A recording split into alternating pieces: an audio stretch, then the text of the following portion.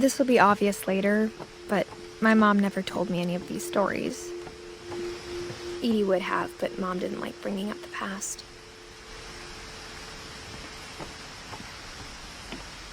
Though, when we adopted a stray kitten, she was the one who named it Molly.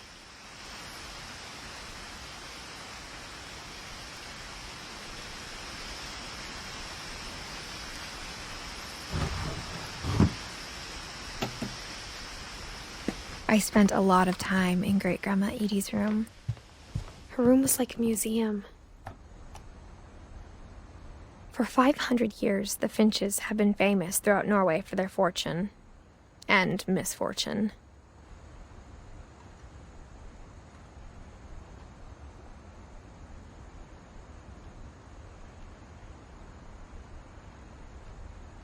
Odin Finch buries the latest victims of the family curse, his wife Ingeborg and their newborn son, Johan.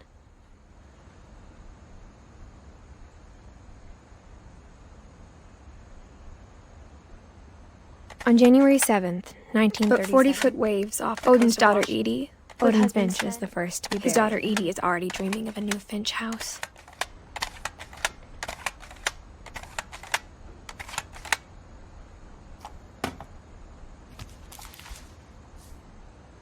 Whatever's wrong with this family, it goes back a long ways.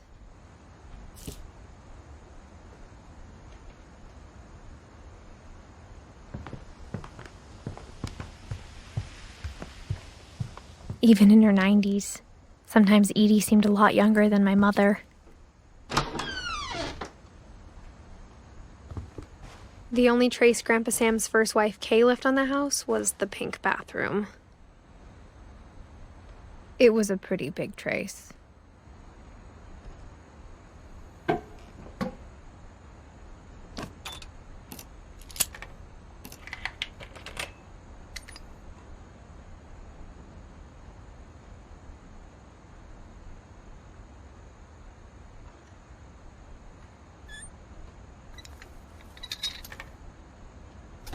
There's a secret in this bathroom.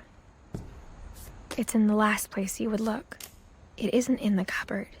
It's hidden in this book.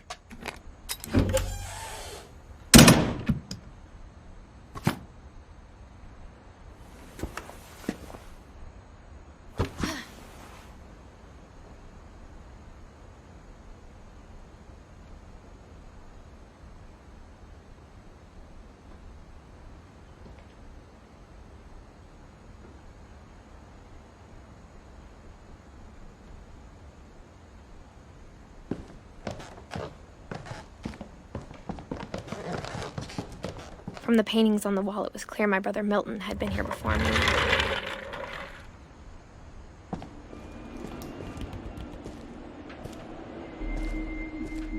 I knew Grandpa Sam had a twin,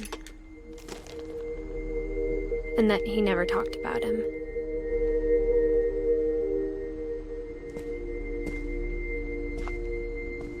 I guess my grandpa didn't like history any more than my mom did.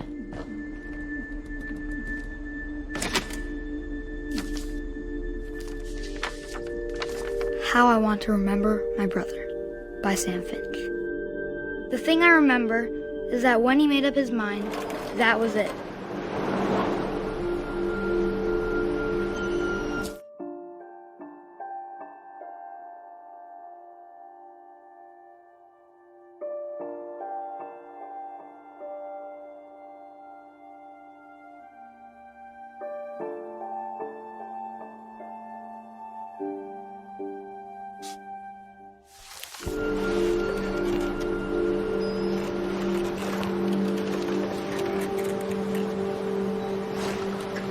My brother said he'd die before he ate another mushroom, and he did.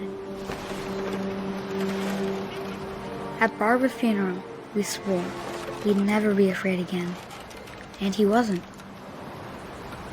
I think Calvin always wanted to fly. Sam! Calvin! Dinner's ready! Coming! But that day, he finally made up his mind to do it. I told him going around was impossible,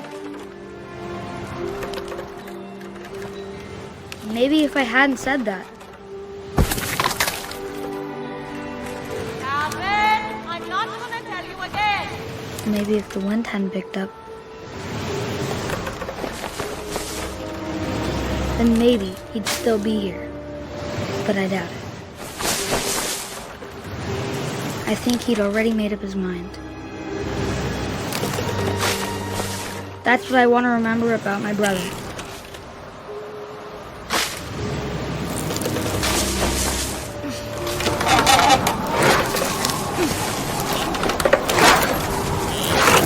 The day he made up his mind to fly. And he did.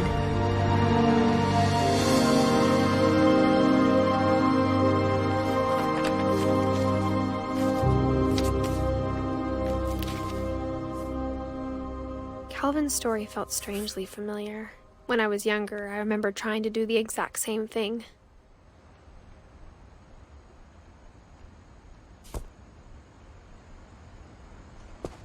After the funeral, Edie roped off Calvin's half of the room.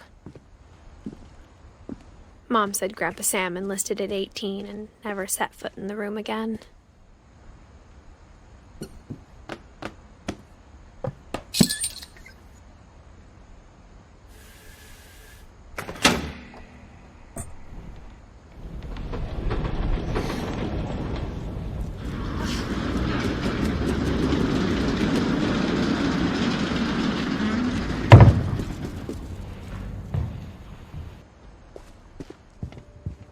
The passages were a pretty tight fit.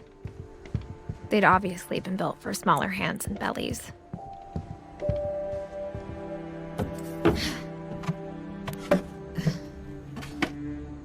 Growing up, I always thought of Barbara as a child star.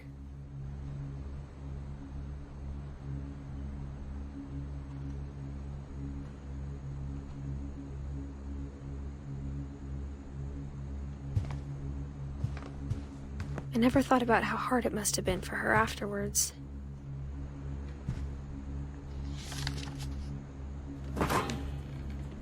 Of all the stories people wrote about Barbara's death, I'm surprised Edie saved this one.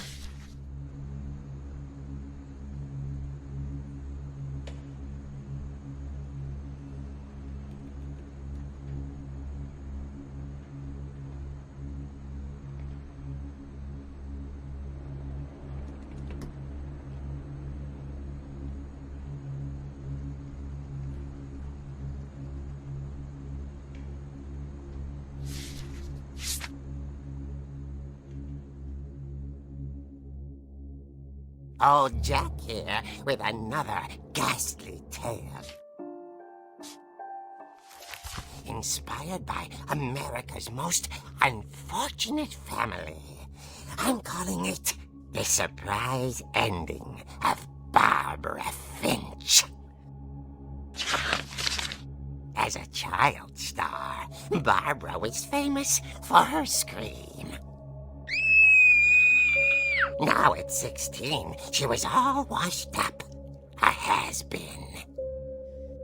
But in a lucky break, she'd been asked to perform her signature scream at a local convention for monster movie fans. It was just the boost her career needed. Unfortunately, her scream hadn't aged well.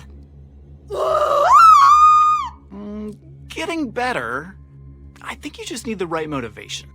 Her biggest fan and current boyfriend, Rick, was about to demonstrate when... Now that was a great scream. It was Barbara's father, Sven. He'd slipped into a table saw and had to be rushed to the emergency room. So Barbara got stuck babysitting her youngest brother, Walter. Her convention comeback was cancelled. Okay, I'm hearing frustration, but I'm not hearing terror. What if I tried... A gang of hoodlums in Halloween masks have been terrorizing Orcas Island tonight. Police are urging residents to... That came from the basement. You're right! Also, I loved your delivery on that. Why is your basement door locked? Because my dad likes making puzzles and secret passages. There's a key hidden in the music box. The secret is to keep winding and winding until finally the key pops out. Thanks, babe. I'll be back in a sec. 20 minutes later, Rick hadn't returned. So Barbara went to look for him, right on cue. She reached for the music box. And as she wound the key, she listened for Rick, but the house was silent.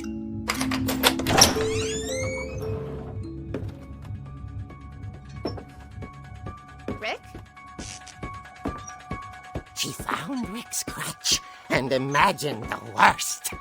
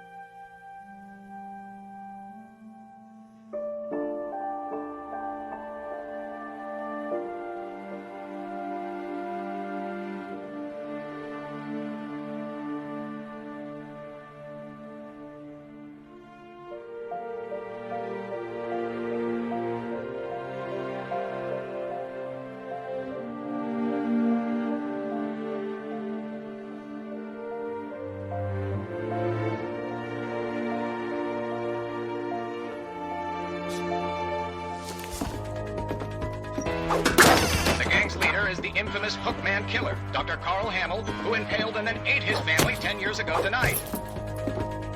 The old Finch rattled and grew still. Oh dear!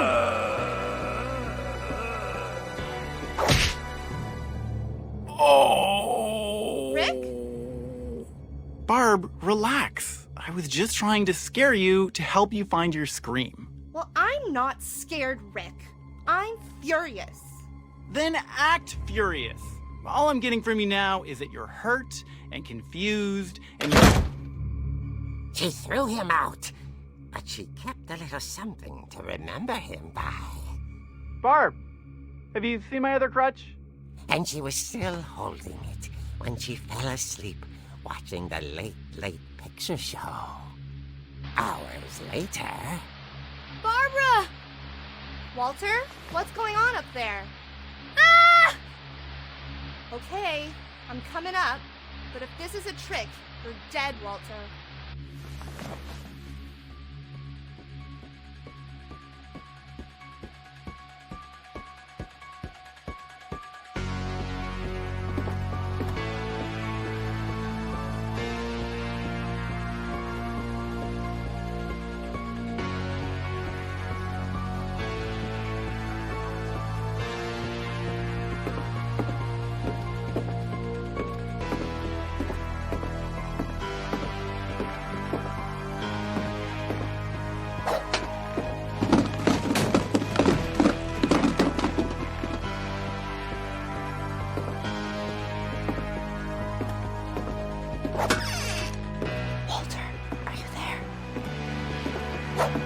Walter had vanished, but his bedside radio was still on. Orcas Island police describe the man as 6 feet tall, with a steel hook for a hand. Residents are urged to lock all doors and windows and notify the police of any suspicious activity.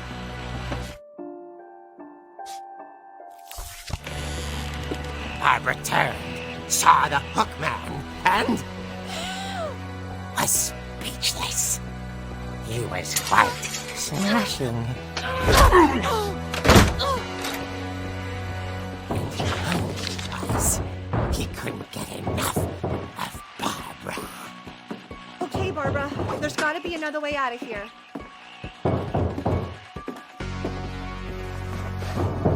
That night, she played her part beautifully.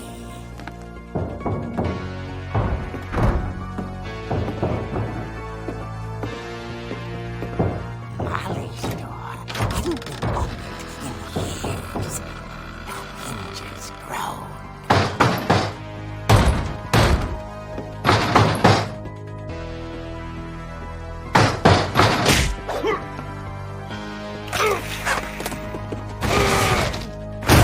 He wasn't moving, but she sensed the story might not be over yet.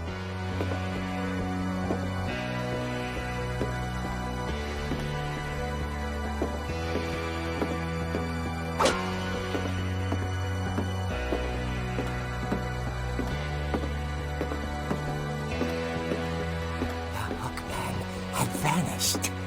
She listened for his breathing, but all she heard was... At the door, she heard whispering.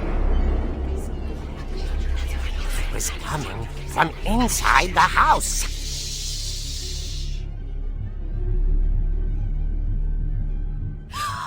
Oh dear.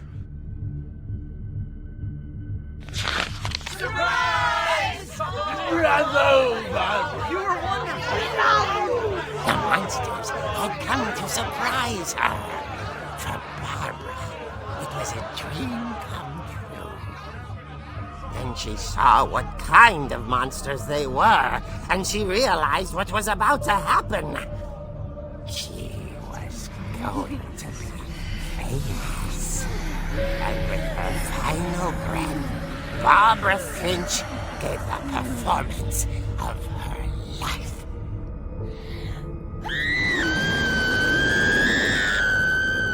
I wasn't there myself, but I hear Barbara was magnificent.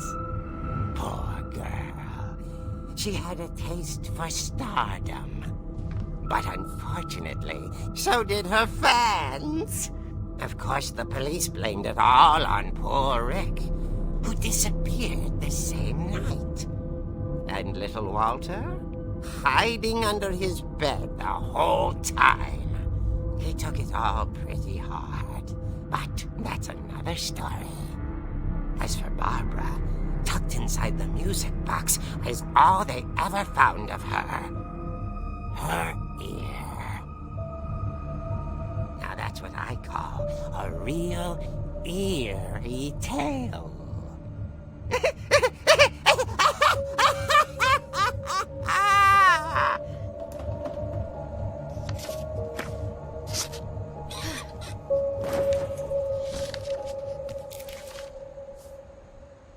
Edie told me all Barbara wanted was to be remembered, as absurd as that comic was. Maybe what Edie saw was a happy ending.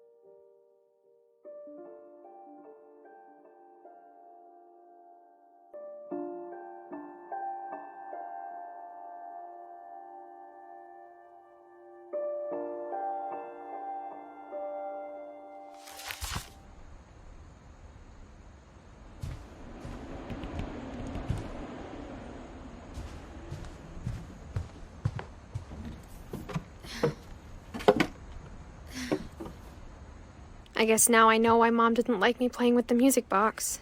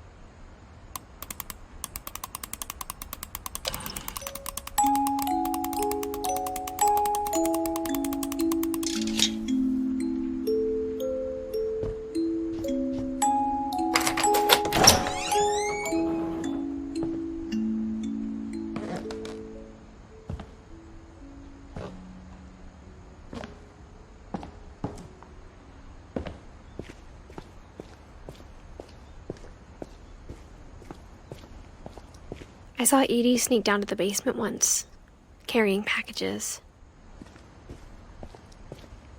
I thought maybe she was hiding presents.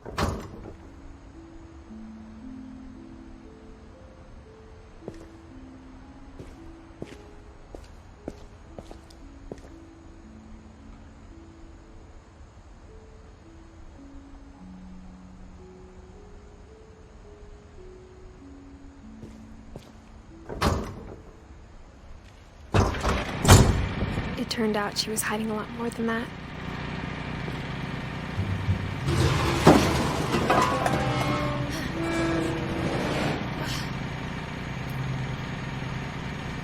I remember asking Mom once about where Walter had gone. She said after Barbara died, he got as far away as he could. If there's a pattern in all these stories, I think it's that none of us has gotten very far. Goodbye, everyone. I can't believe I've been down here for 30 years. On that first day, after the shaking started, I didn't think I'd survive a week.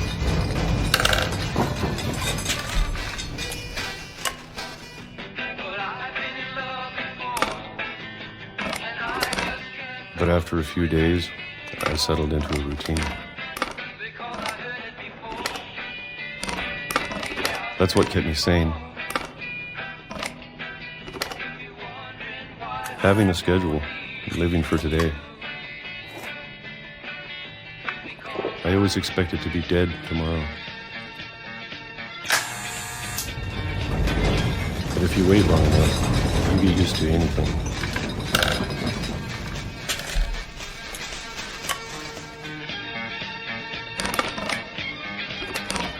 Even a monster on the other side of the door starts to feel normal. Almost friendly.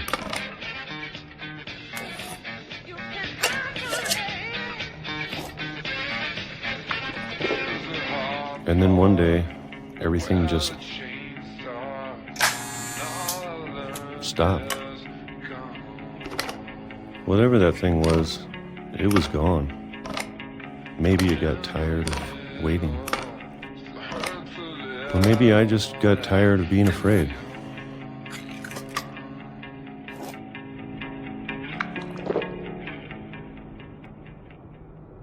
It's been a week now, The longest in 30 years.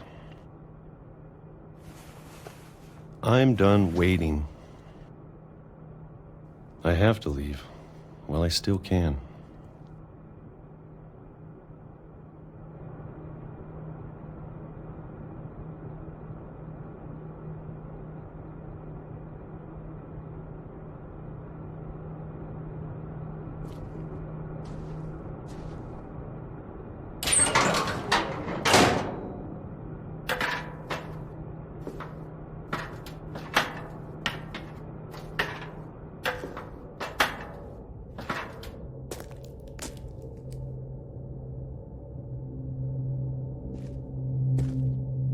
I know it's out there, somewhere. Whatever killed Barbara and Molly and Calvin. Maybe this is all a mistake. But I need to stop living the same day, even if it kills me.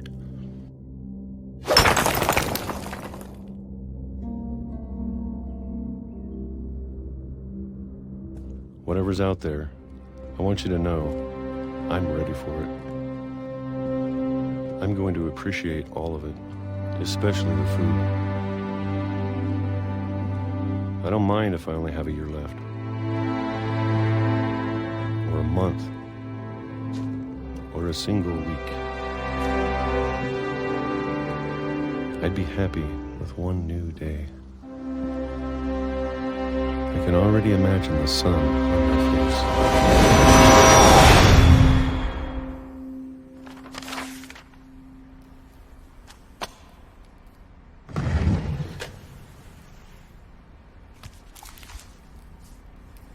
Walter died when I was 6.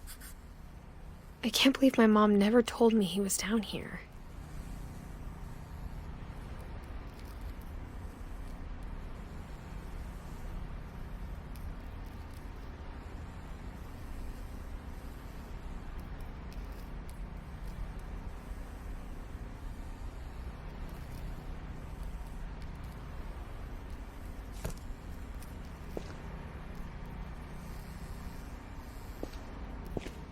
I'm sure my mom was trying to protect me.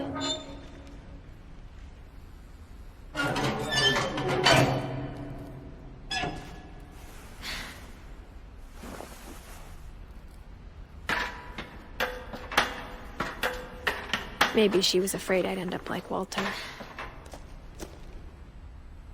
But if she never told me about an uncle under the house, I can only imagine what else she was hiding. I don't want to make the same mistakes she made. Trying to bury something that's still alive.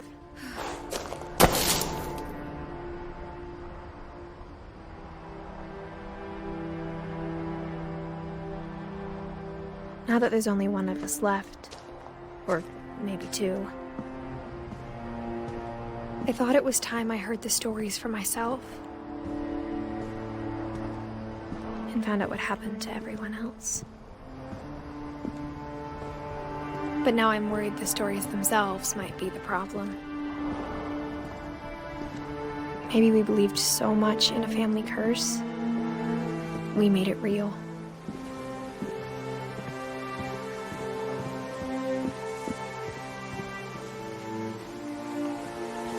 I don't know if I should even be writing this.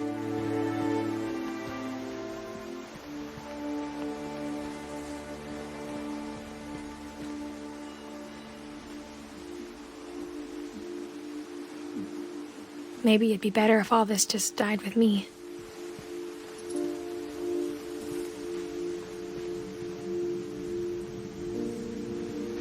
But I thought you should know about your family.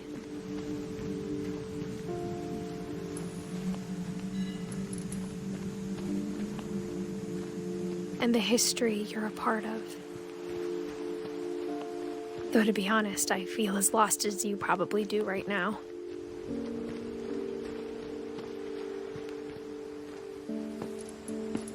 I think the people in these stories believed them, for what that's worth.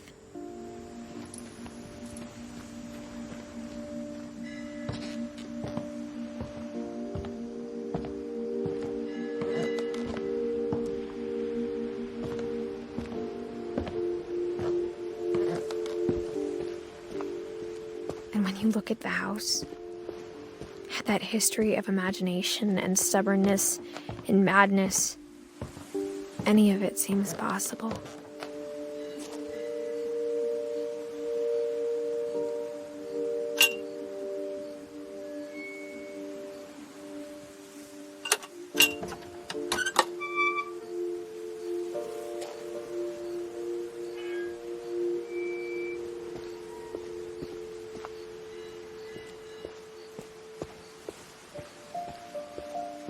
I think we've been surrounded by death for so long, we've just gotten used to it. What kind of family finishes building a cemetery before starting the house?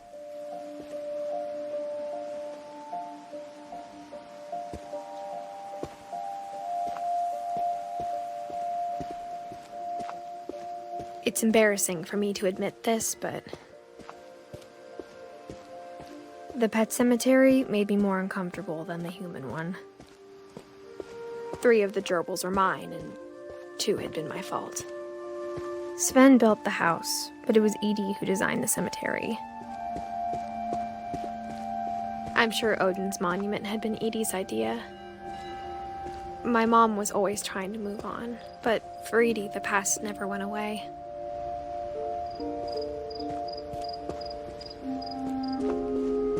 She could see it poking out of the water at low tide.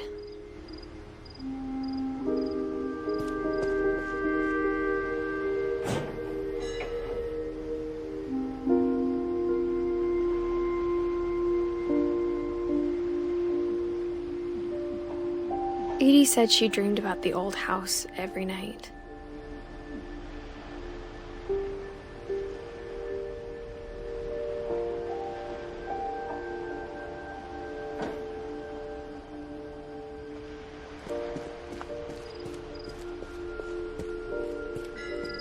Edie's side was always easier for me to understand. But the older I get, the more I can see where my mom was coming from.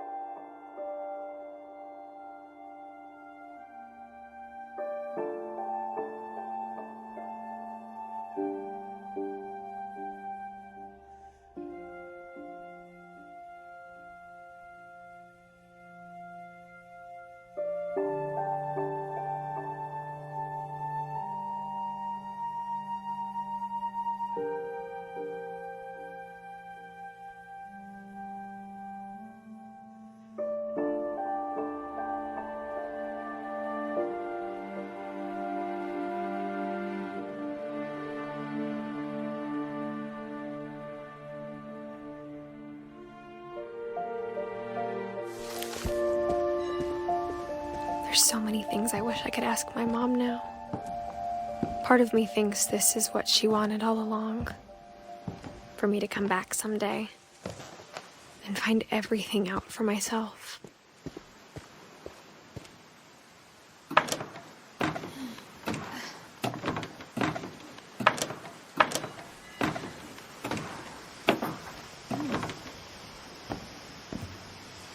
But looking back on it now,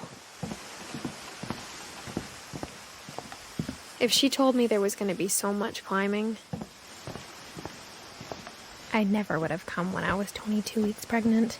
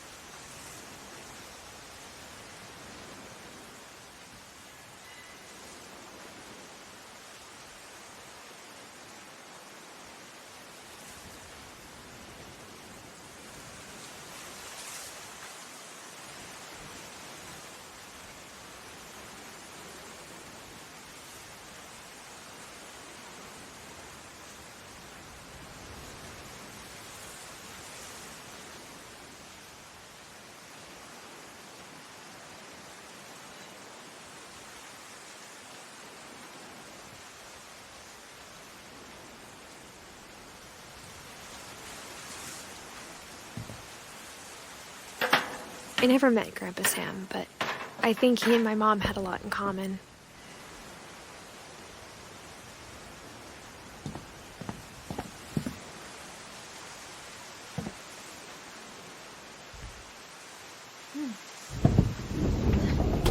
They were both pretty intense.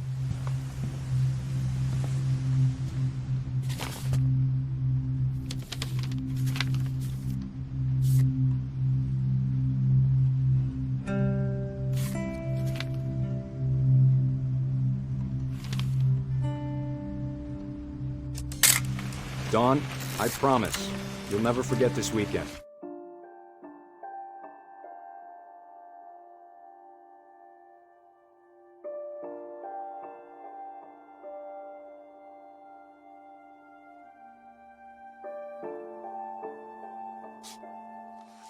Yes, sir. These memories are gonna last a lifetime. What? Am I gonna have to... Perfect. It's gonna rain the whole weekend, isn't it?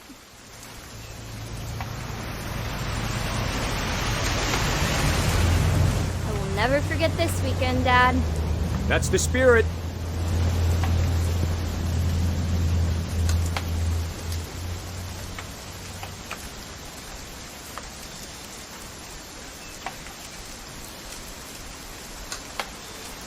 Please just take the damn picture.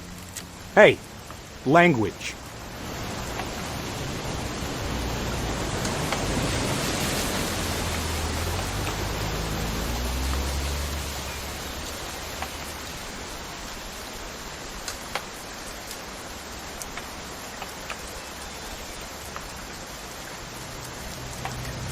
Smile, Dawn.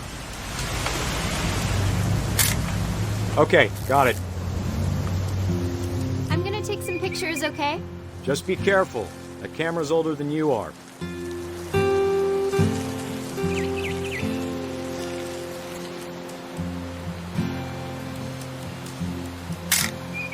Aw.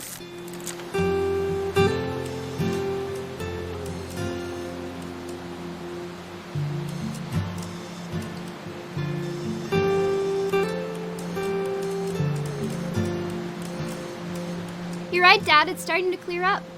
Still freezing, though.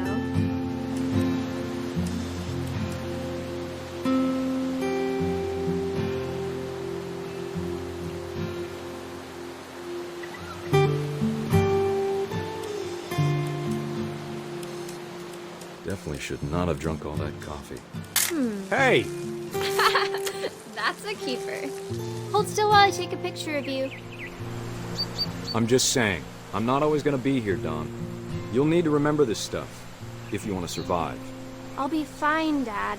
You know who else thought he was gonna be fine? Some guy who died. Dawn, I'm being serious. Dad! Good eyes, Dawn. Before you take the shot, let me get a picture of you.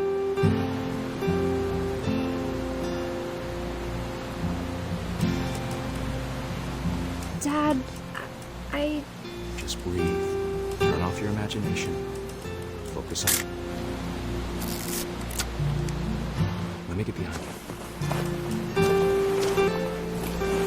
Do I have to do this? Dawn, you don't have to do anything. But if you want to survive, you need to be strong.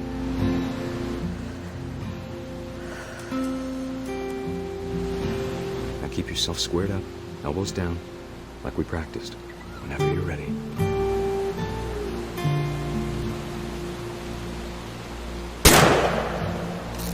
Great shot, Dawn!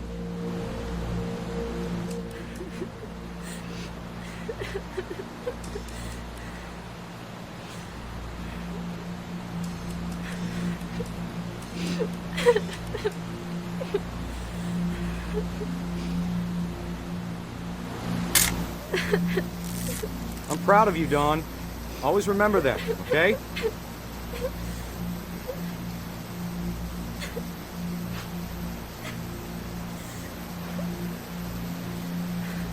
Sorry, Dawn, just gotta reset the timer.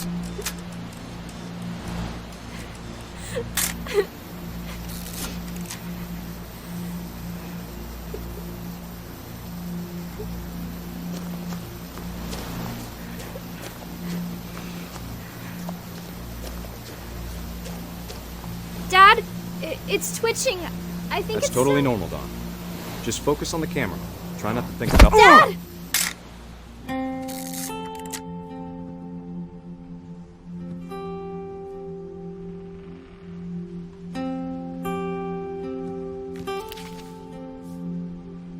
Of all these stories, that's the one I wish most that my mom had told me.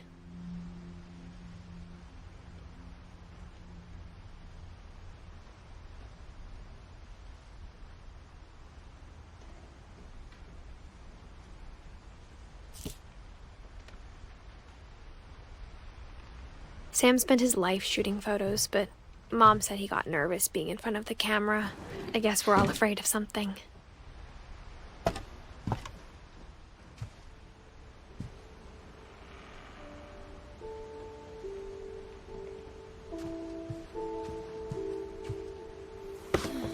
After Sam died, my mom and Edie got really close.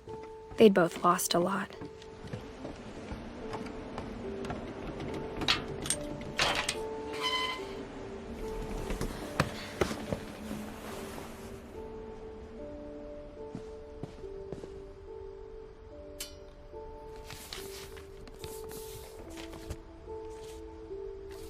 Dear Kay, do you remember the way Gregory used to laugh when he thought he was alone? Like something funny was happening, but only he could see it.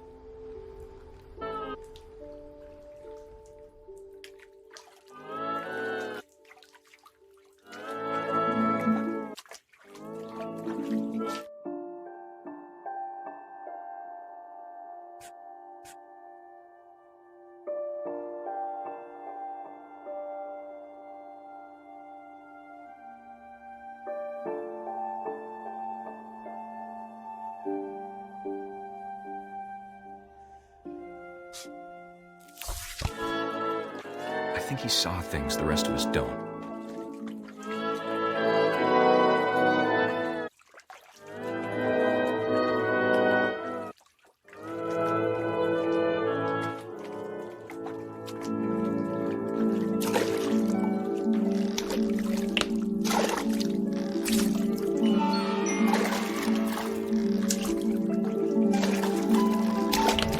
Hand over, Gregory. It's time to...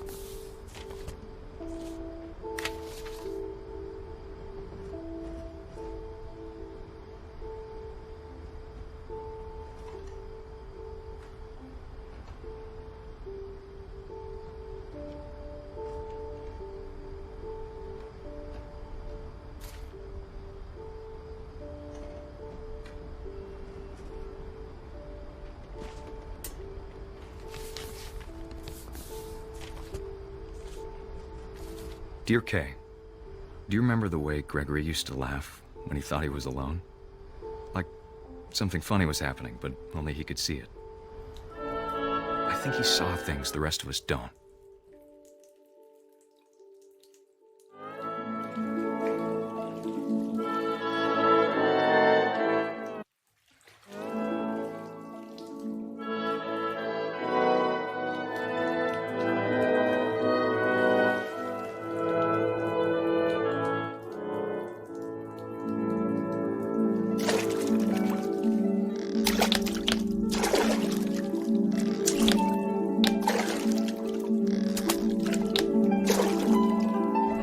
Hand over, Gregory. It's time to... Hold on, sweetie. Hello? Sam, I told you I don't want to talk right now. I wonder what he saw. What his world was like.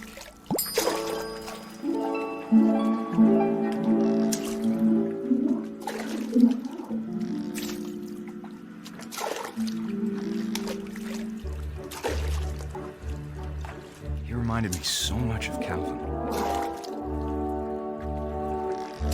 Lost in his imagination. Whatever it was he saw, it sure made him happy.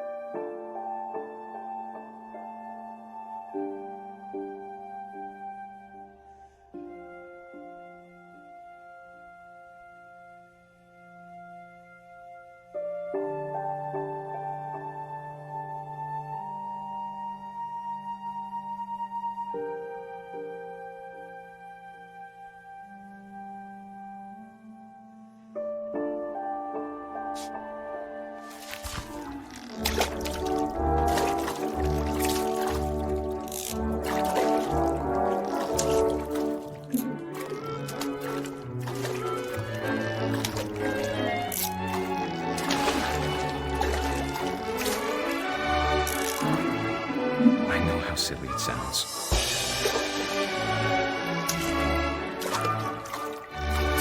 That I worried about a baby being too happy. I could feel him slipping away. Sorry about that, Gregory. I know you did everything you could. Maybe if I hadn't called that night.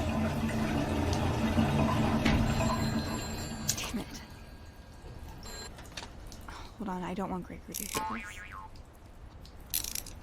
I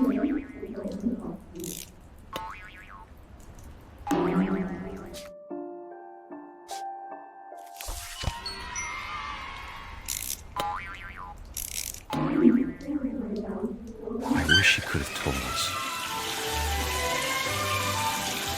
about the world he saw.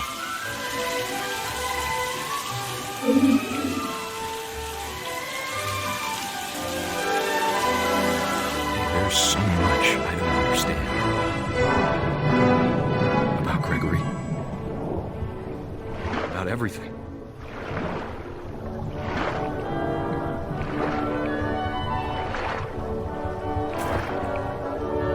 But I know what happened wasn't your fault.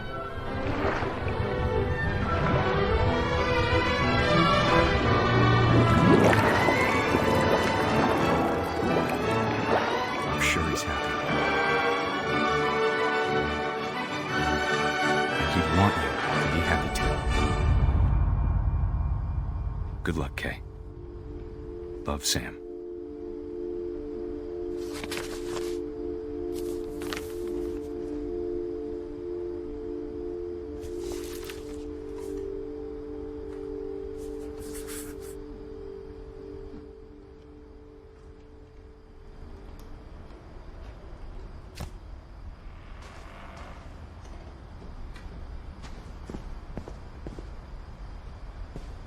I can't imagine my mom ever writing poetry, and yet...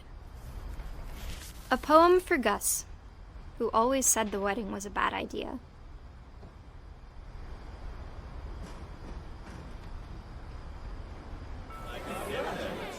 Our father never hit us kids, at least not very hard, before the day my brother said with teenage disregard that he'd be dead before he'd see a wedding in our yard.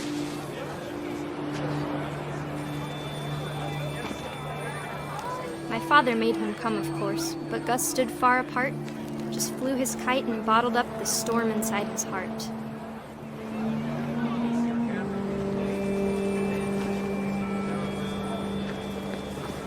I tried to talk him out of it, but though he'd never met her, "We don't need a stepmom," were the words that I now pronounce you husband and wife.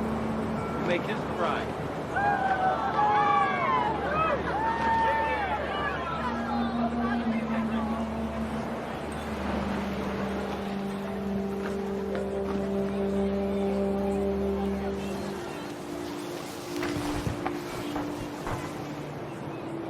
When the time for photos came, Dad ordered him to come here. But Gus declined and as a sign held up his middle finger.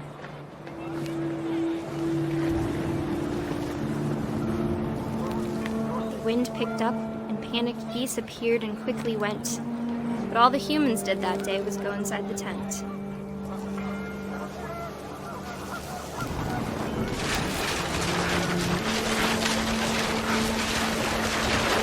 The rain came down in buckets then, but no one seemed afraid that nature might destroy the tent our dad had crudely made. The thunder sounded much too close and full of angry power. But all my father said to this was, "Make the music louder."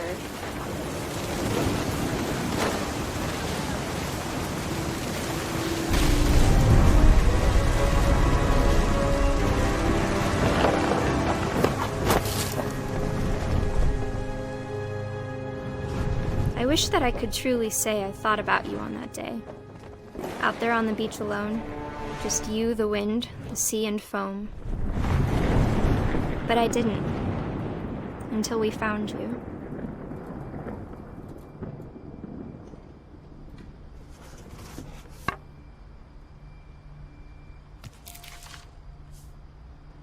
She never talked about him, but Mom told me once if I was a boy, they were going to name me Gus.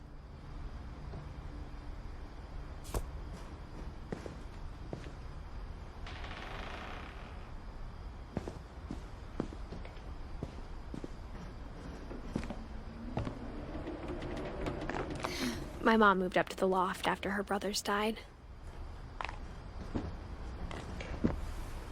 At the time, it was as far away as she could get.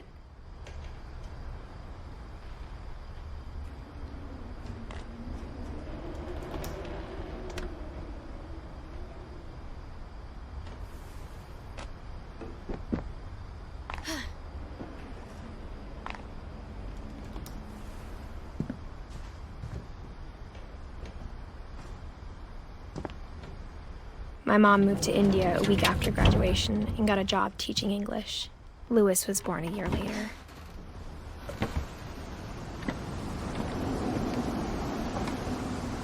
When my dad died, I don't think Mom knew where else to go. I'm sure Edie was happy to have her back. The house had to get a little bigger, but Edie was used to that. And for a while, things were good. Almost normal, but it didn't last.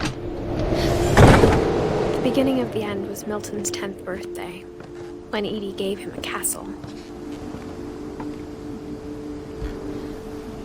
After Milton disappeared, the only thing he left behind was a room full of paintings.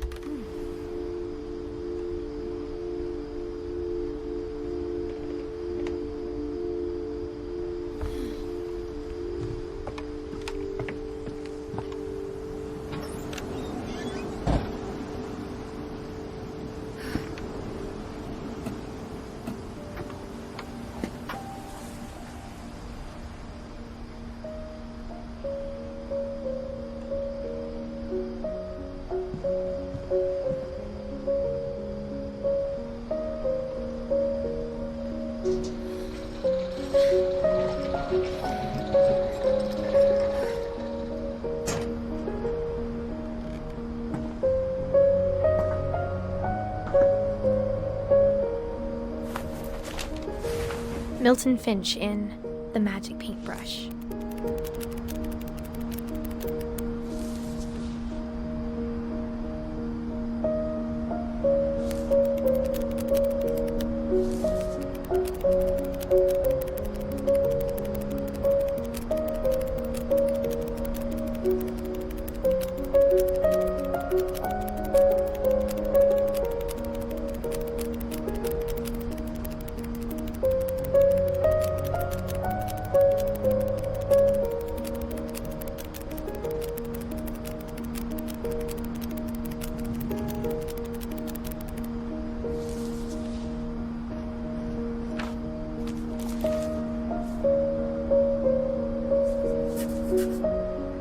was 4 when Milton disappeared.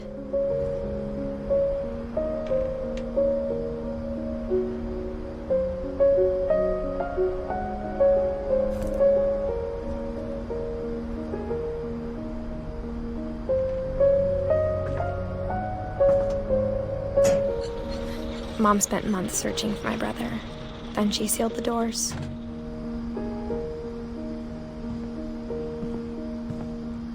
Whatever Milton had found in the house, Mom didn't want it getting out.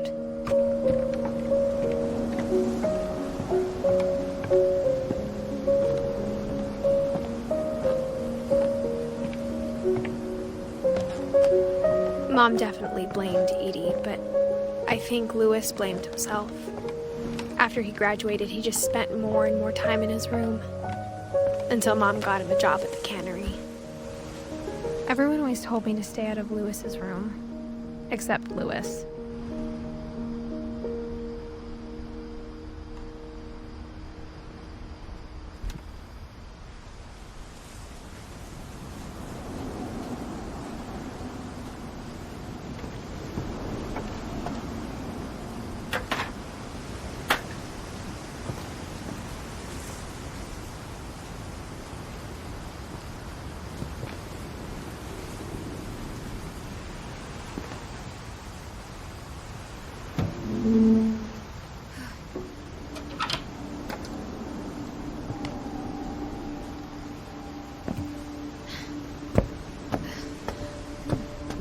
Louis's room smelled very, very familiar. That part of him lived on.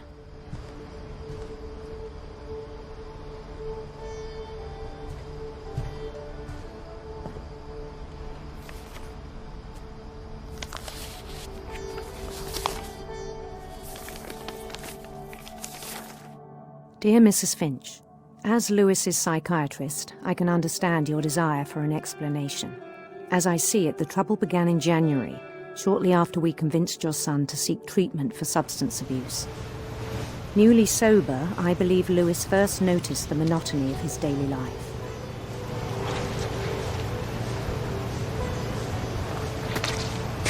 He kept working at the cannery, but he withdrew part of himself.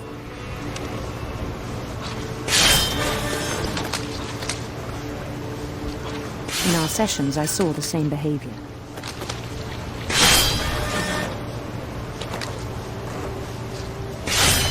His mind began to wander. I asked him to describe it.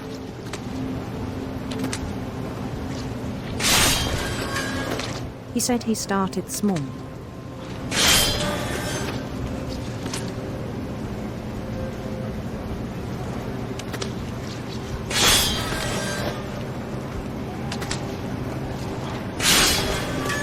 Imagining a labyrinth. He'd feel his way about. Then something moved. Bats. And toads. And things that have not names. He knew it was all in his head.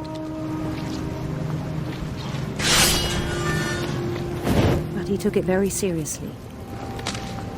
I had hoped he'd find himself.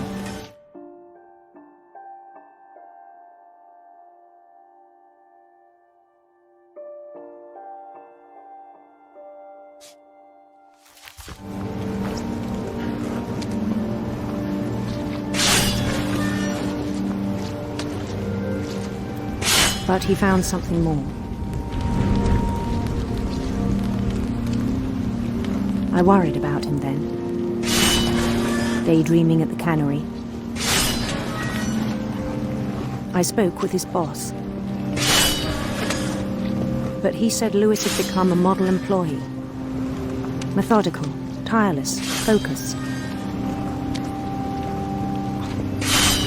Like a whole new Louis.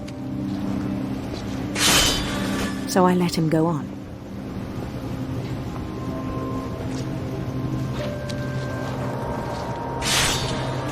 I even encouraged him.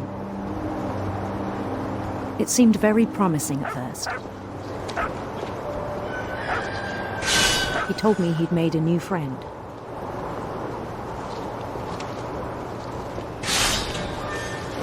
On the edge of a city he named Louis Topia. He built the city up slowly, brick by brick.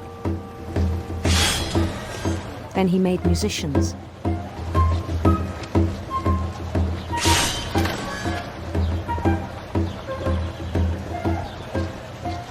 And songs for them to play. He talked about starting a band. And he was always humming something. Every day his imagination grew stronger.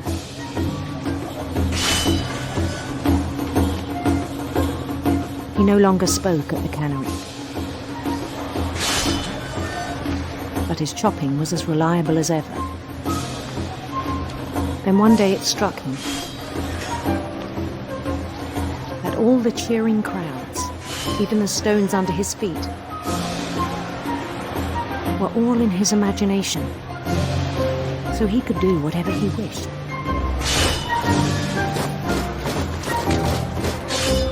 He held an election for mayor. And he won. They begged him to stay, but his mind was already wandering. It became a game for him.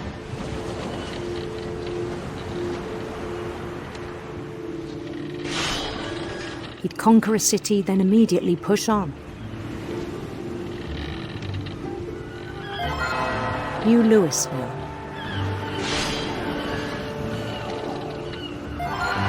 St. Louis. He started drifting away from our reality.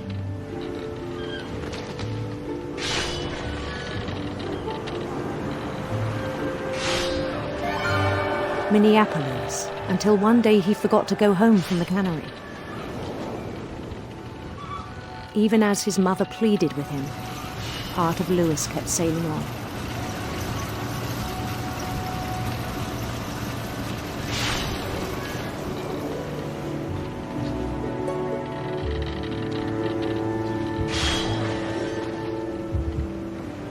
In Louisburg, he heard rumors of a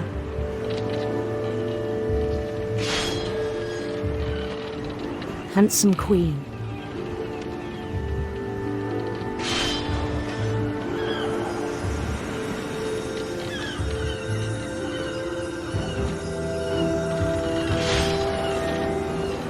The queen was on her own quest for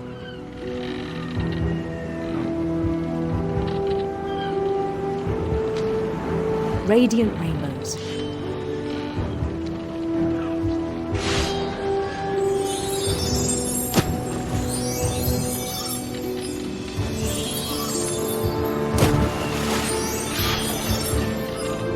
He followed the sound of her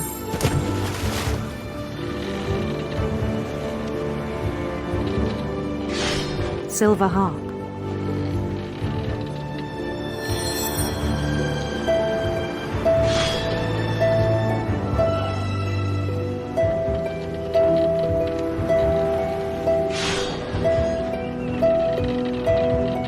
His chase led him to a golden palace east of the sun and west of the moon.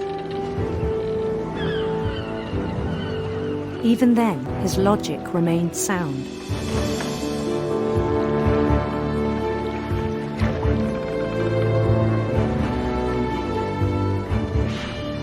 He knew the world was all in his imagination.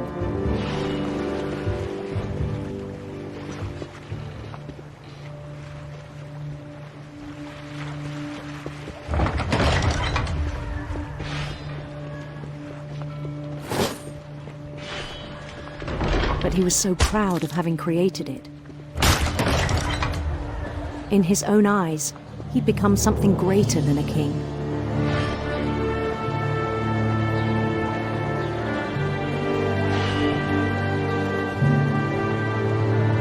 For someone who'd never known success in the real world, I think it was overwhelming.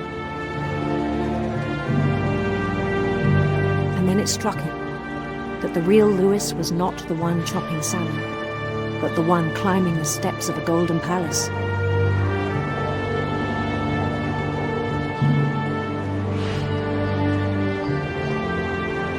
My imagination is as real as my body, he told me.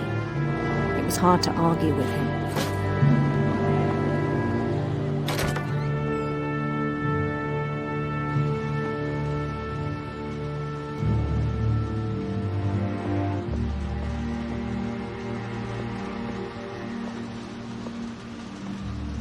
He began to forget the world we know.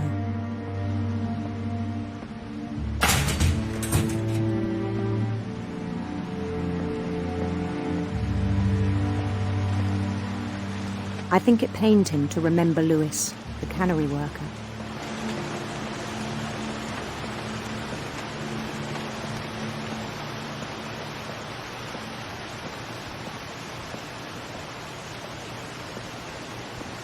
He began to despise the man with a royal contempt.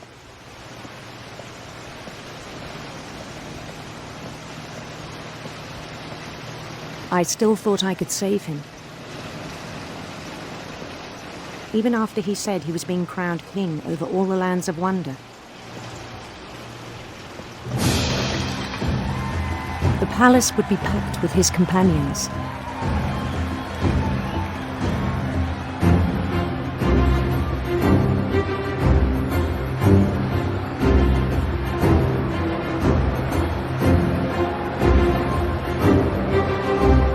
Including the wise Calico who had insisted on inviting them.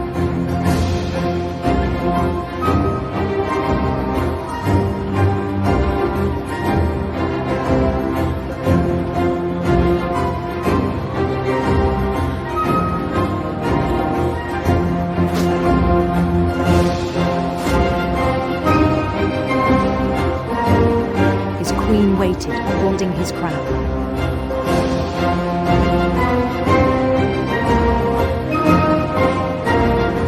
There was only one thing left to do.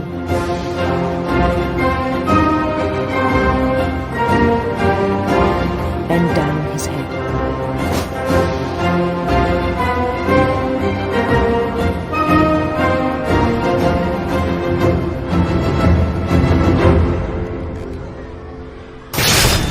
And the rest I think you know. Mrs. Finch, your son was a kind man who will be missed by all of us who knew him.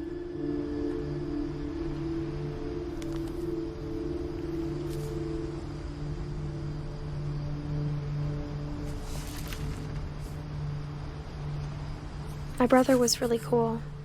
I wish you could have met him.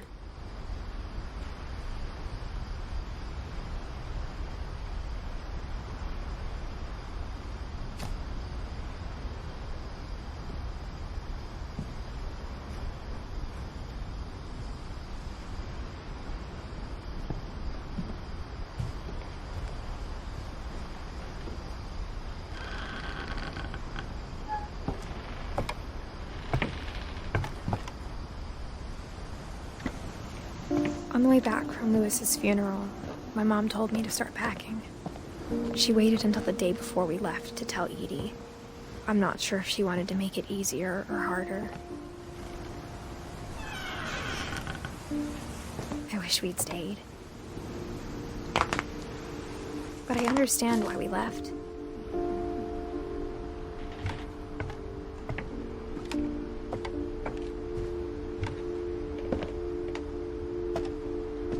What happened that night had been coming for a long time. Maybe it should have come sooner.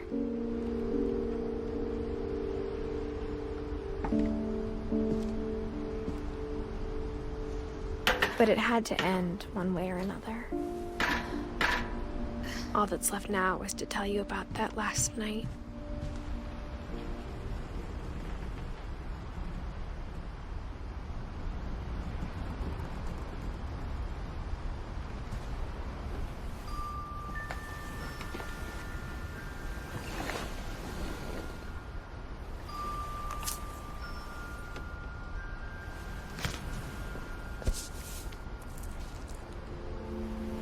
That whole last day, Edie just watched us pack and didn't say a word. until supper when she raised her glass and said, "To our final night together."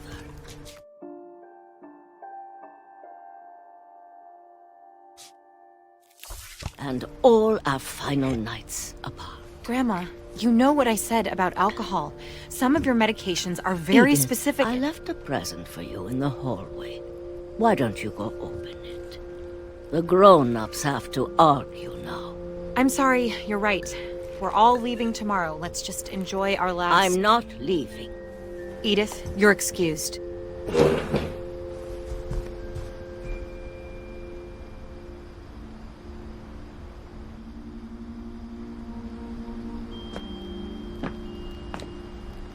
The power had been shut off that morning, but Edie always had plenty of candles. When my mom sealed the library, I don't think she knew about the other entrance, or that Edie had a key to it.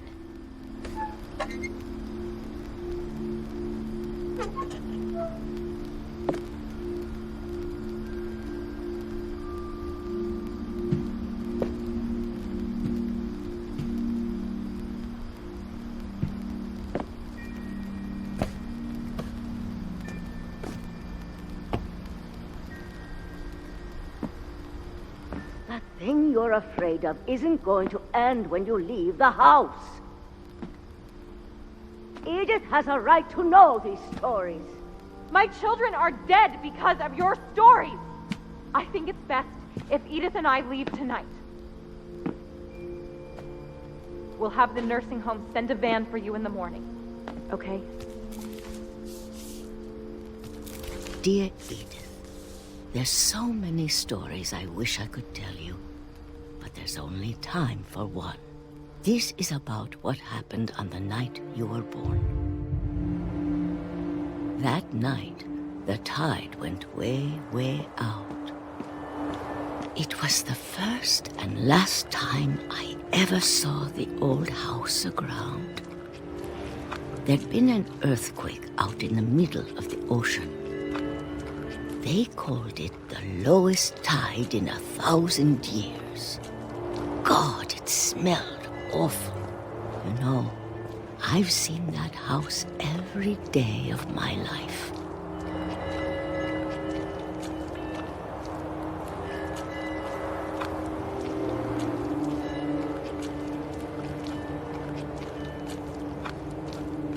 But I never thought I'd go back to it. When the fog rolled in, I lost my way.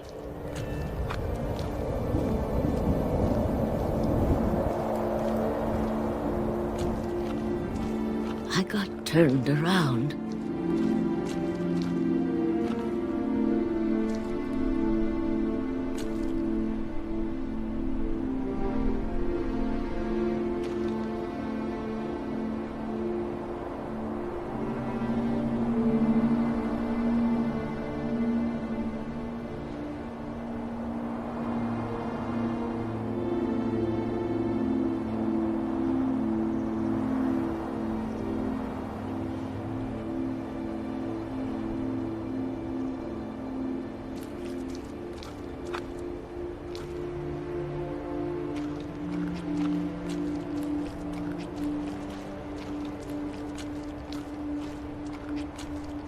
I started seeing things.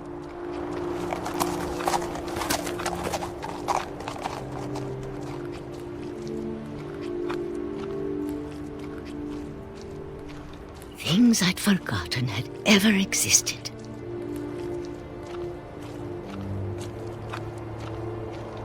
But when I saw them, they felt like old friends. That night, a lot of things came back to me. Or maybe I came back to them.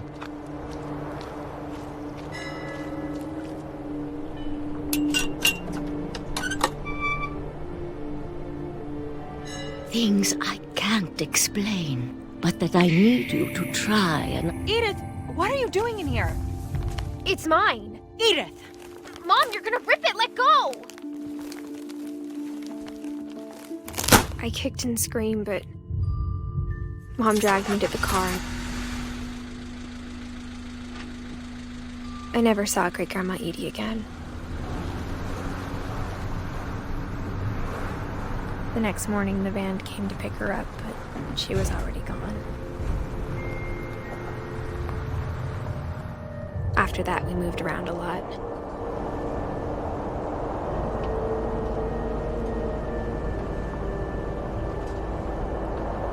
We both tried to make the best of it.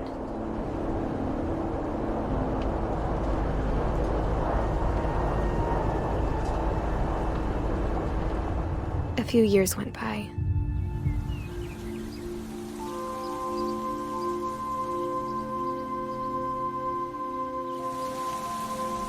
My mom didn't like to talk about it, but she started getting sick a lot. The rest happened pretty quickly.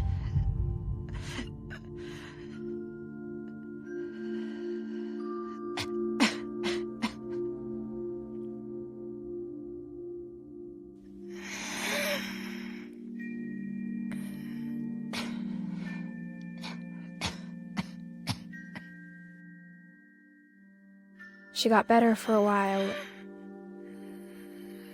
and then she didn't.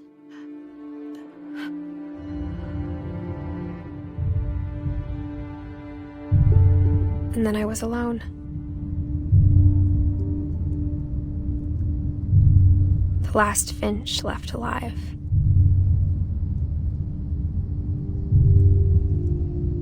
Until I found out about you.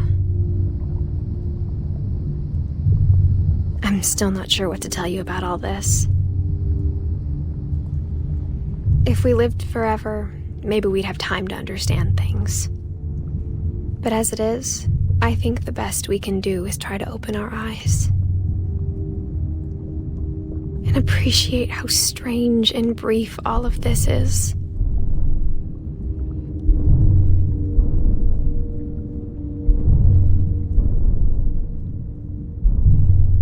This journal was supposed to be for you.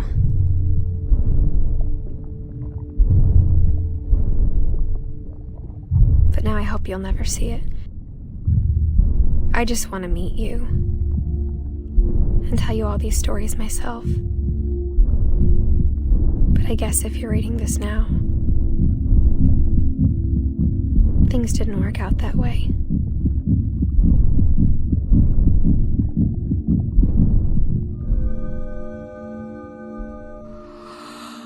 This is where your story begins. I'm sorry I won't be there to see it. It's a lot to ask, but I don't want you to be sad that I'm gone. I want you to be amazed that any of us ever had a chance to be here at all. Good luck.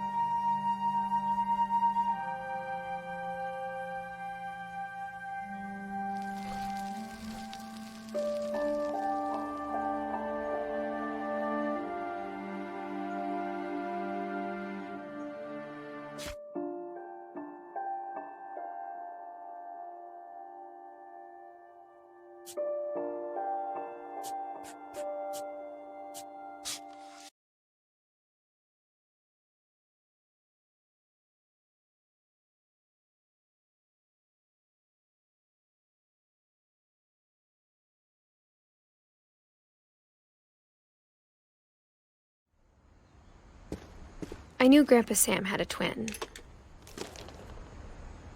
and that he never talked about him. I guess my grandpa didn't like history any more than my mom did.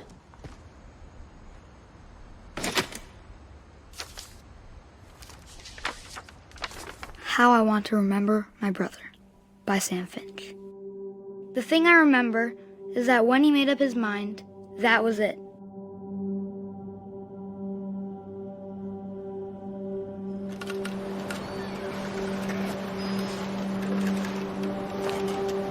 My brother said he'd die before he ate another mushroom, and he did. At Barbara's funeral, we swore we'd never be afraid again, and he wasn't. I think Calvin always wanted to fly. Sam! Calvin! Dinner's ready! Coming! But that day, he finally made up his mind to do it. I told him going around was impossible.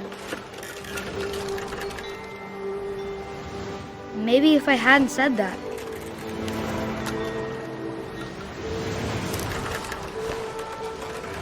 Calvin! I'm not gonna tell you again! Maybe if the wind hadn't picked up. Then maybe he'd still be here. But I doubt it. I think he'd already made up his mind. That's what I want to remember about my brother.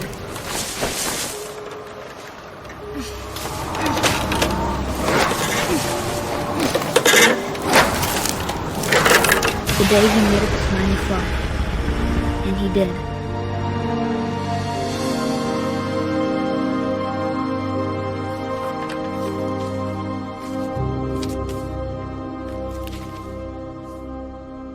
Calvin's story felt strangely familiar. When I was younger, I remember trying to do the exact same thing.